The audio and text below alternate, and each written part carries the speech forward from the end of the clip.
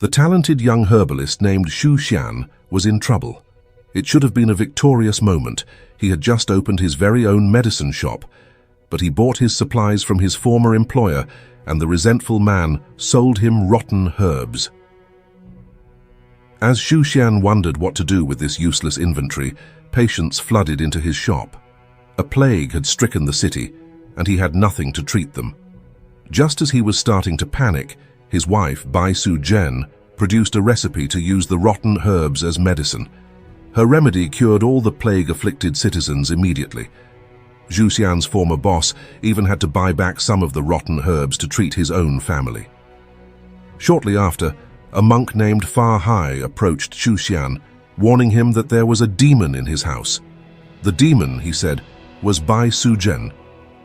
Xian laughed. His kind-hearted, resourceful wife was not a demon, 𝐼𝐵𝐰 insisted. He told Xian to serve his wife Realgar wine on the 5th day of the 5th month, when demons' powers are weakest. If she wasn't a demon, he explained, it wouldn't hurt her.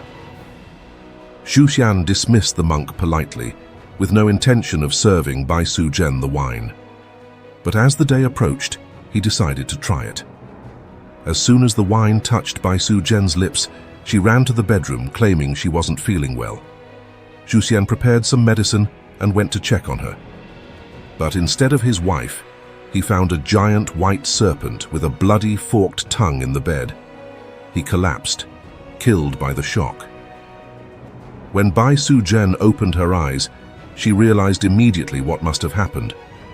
The truth was that Bai Suzhen was an immortal snake with formidable magical powers. She had used her powers to take a human form and improve her and her husband's fortunes. Her magic couldn't revive Xian, but she had one more idea to save him, an herb that could grant longevity and even bring the dead back to life, guarded by the old man of the South Pole in the forbidden peaks of the Kunlun Mountains. She rode to the mountains on a cloud, then continued on foot past gateways and arches until she reached one marked Beyond Mortals, hanging over a silver bridge. On the other side, 2 of the old man's disciples guarded the herb.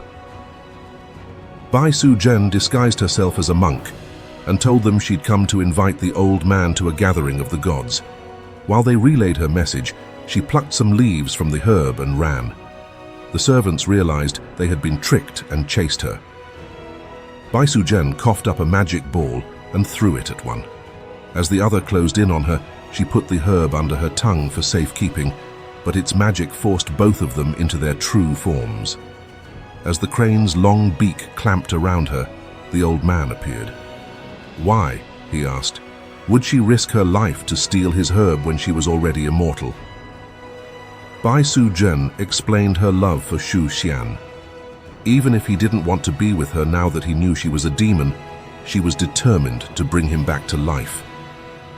The two had a karmic connection dating back more than 1,000 years.